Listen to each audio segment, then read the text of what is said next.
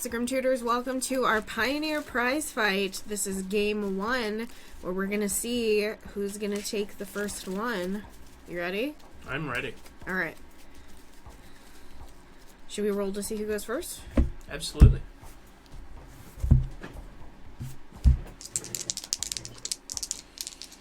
Come on, big money, no whammies. Good job.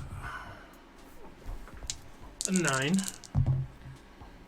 An 8. An 8. Shucks. It feels rude. I will cut. I cut yours already. Alright. Let's take a look. A little peek. 3, 4, 5, 6, and 7. I think I'll keep this. I will also keep mine. Are you ready? Yeah, I'm ready, love. You on the play? Yep. Okay, good luck, have fun. Good luck, have fun, babe. I'm going to start us off with a Razor Verge Thicket.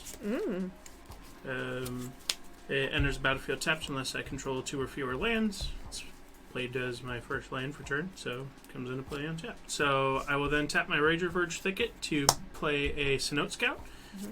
It is a 1 mana 1/1. It says when it enters the battlefield, I get to explore. So exploring is reveal the top card of your library, put that card into your hand if it's a land card, otherwise put a +1/+1 counter on the creature, and put the card back on top of, or put it into my graveyard.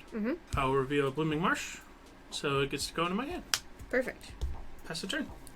I will draw. I will play a mountain as land for turn. Okay. I will tap it, and I will cast a Gold Hound. It has First Strike and Menache, and I can also tap it and sacrifice it to add 1 mana of any color. Okay. And I will pass the turn. I will untap, upkeep, and draw. I will play the Blooming Marsh for turn. I believe I will then tap 2 and play an Amalia. Amalia is a white and a black, 2/2, legendary creature, vampire scout, ward, pay 3 life. Whenever I gain life, Amelia explores, then destroy all other creatures except for Amelia if its power is exactly 20. And I think I'll get in for one here. Sure. I will take 1. Go to 19. First blood. Go ahead, hun. Okay. I will untap, upkeep, and draw. I will play a Clifftop Retreat as land for turn. And I will move to combat, and I will smack you for 1 with First Strike and Menace. I'll take 1. Okay. Second blood. I'll tap my Clifftop Retreat to cast a Swooping Lookout. It's an artifact creature with flying and vigilance. And then I will tap my mountain to cast a Diamond Pickaxe. It's an indestructible equipment artifact that gives the equipped creature +1/+1, and whenever it attacks, I get to make a treasure. And it equips for 2. And I will pass. I will untap, upkeep, draw. I will play a second Blooming Marsh as land for turn. I think I'm going to start off here by tapping 1 to play a Lunarch Veteran. Lunarch Veteran says whenever another creature enters the battlefield under my control, I get to gain a life. Yep. I will then tap 1, and I will play another Cenote Scout. When it enters the battlefield, I get to explore, but it also triggers my Lunarch Veteran, which is whenever another creature enters the battlefield under my control, I get to gain a life. So I will have it myself gain a life and put this on the stack second. So I will gain 1 life, and me gaining a life triggers Amalia, and it says whenever I gain life, it explores. So I have a Mana Confluence on the top of my library, so it just goes into my hand. Okay. And then you still explore from this too. Yep, I still explore from my Cenote Scout. There's another land, so I get to put it in my hand. Bless you. Ramp gang? Ramp, yeah. No bad draws, gang. I then believe I will tap my Blooming Marsh to play 1 Gilded Goose. Gilded Goose will enter the battlefields. I'll make a food token, it'll trigger this Lunark veteran, so I will gain a life going up to 21. I will explore with Amalia. I'll put this land into my hand, and I'll make a food token. Perfect. Do you have more game actions? So after that, I will pass the turn to you. Yeah. Okay. And we'll untap, upkeep, and draw. I will go ahead and I will pay 2 to equip my swooping lookout with the diamond pickaxe.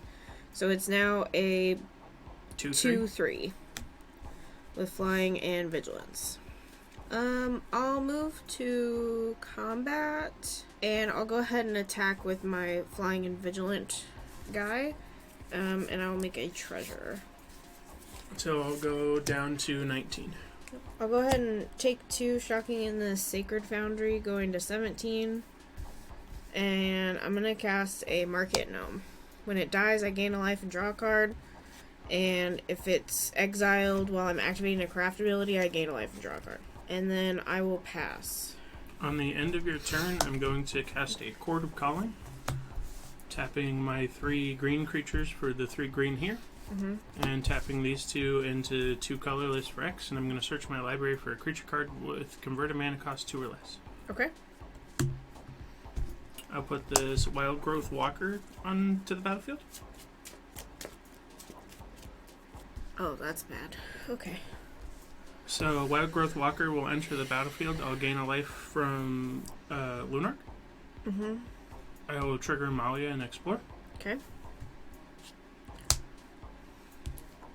There's a non-land card on top. Okay. Whenever a creature I control explores, put a +1/+1 counter on Wild Growth Walker, and I gain 3 life. Okay. I will demonstrate doing this kind of over and over again, and just keeping this Innkeeper on top until Amalia gets 20 counters. Okay. And it will destroy everything but Amalia. Okay. Sure. Market Gnome will die, and I will gain a life and draw a card. So I'll go up to 18. So your life total right now is like fucking insane, right? Yeah, it's like 40 something. It's not super crazy. Okay. But now Amalia is also 20. So I'm dead? Yes. So untap, upkeep, and draw a card. Mm-hmm. And attack you with a 20. Rip. Okay. That's gross. Alright.